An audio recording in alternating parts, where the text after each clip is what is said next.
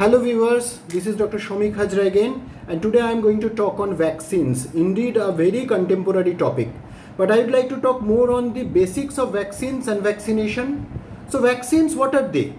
In the most simplest of terms, vaccines are biological agents which when given to human bodies enable the human body's immune system to tackle the subsequent particular organism in a better way. The vaccines are essentially microorganisms either in the killed or inactivated or a component of it or an RNA coding for that particular component, or in certain situations a live but attenuated microorganism. But how would they work? To understand that, let us draw a corollary with a police station. A police station should have an extensive database of the fingerprints and photographs of all the criminals lurking around. The extensive this database, the more functioning would the police station be. Similarly, our body's own police station, that is our immune system, needs that database for all probable offending agents. Vaccines provide that database to a large way. The vaccines, they provide the imprint, the photograph or the fingerprints of the criminals, that is the offending agent, so that our immune system can identify them and prepare accordingly. So that subsequently, if the actual causative organism attacks, our immune system can now recognize them and can go all out in engulfing them and destroying them because they are already primed. So a logical question would be, can the vaccines itself cause disease? The answer to that question would be a big no for all practical purposes. Vaccines provide just a trailer for the immune system so that they are prepared for the upcoming movies. But they lack the capability of producing disease per se. Now, there are millions and billions of microbes, but we know that we have got only a handful of vaccines. Why so? To understand this, we must understand that vaccine research is an extensive and expensive one, and it takes years of research to develop a new vaccine. Therefore, it is targeted towards those diseases and those organisms which have created havoc across the globe and historically, which have created maximum death and sufferings. Those are the diseases which are the primary target of vaccine research. And it's an ongoing process. We are getting new and new vaccines for different group of organisms. Then whom to vaccinate? We want to save our vulnerable population, like the elderlies, and most importantly like the kids. In vaccinating the infants have got two-pronged advantage. Number one, infants are inherently vulnerable towards all the infectious agents because of their immature immune system. So vaccines can protect them during their vulnerable time frame, and if we can make the infant's immune system more robust, they grow up to become healthier adults. Therefore, it is an investment into a life full of health.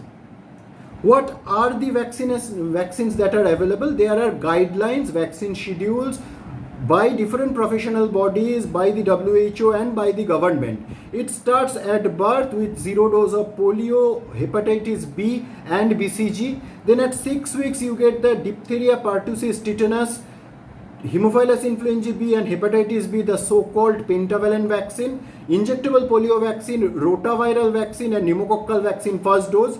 The same thing would be repeated as a part of primary series at 10 weeks and 14 weeks. Then at 6 months you get the influenza vaccine first dose and the typhoid conjugate vaccines, and it goes on as per the schedule that is there.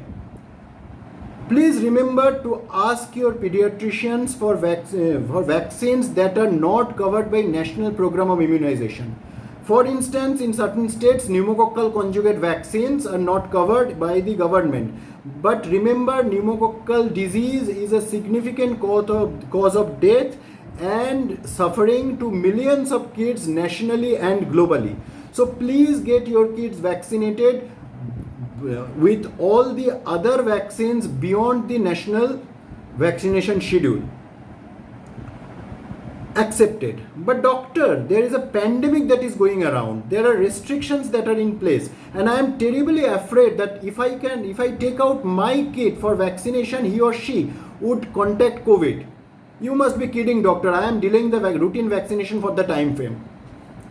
Yes, all your concerns are justified. But please do remember that if the dacoits are at large does not mean that the murderers would stop killing. You have to be prepared for both. Timely vaccination is the key. By the word timely, we mean at the recommended time gap. Because if you are delaying your dose of vaccine to your kid, then you are not only making your kid vulnerable, but a delayed second dose might render the earlier doses ineffective also. So you are actually making your kid vulnerable in a two-pronged way. So please adhere to the vaccination schedule. Yes, do contact your vaccination center, get an appointment done, maintain all COVID appropriate protocols, but please take your kid to the vaccination center at the date of appointment and get vaccinated. You must prepare your kid for all possible onslaughts that can come in subsequent days. So routinely vaccination, I must say that do not become a vaccine hesitant and please consider routinely and timely vaccination as per the schedule. The last question would therefore be, can all the kids be offered vaccines? Again, for all practical purposes, all healthy kids should be offered vaccinations. There could be special situations like a kid who is on cancer chemotherapy, who is on high dose of steroids or other immunosuppressive drugs, those who are on regular blood transfusions. There are specific schedules for each such situation. Certain vaccines would be given priority and certain others would be delayed for a time frame.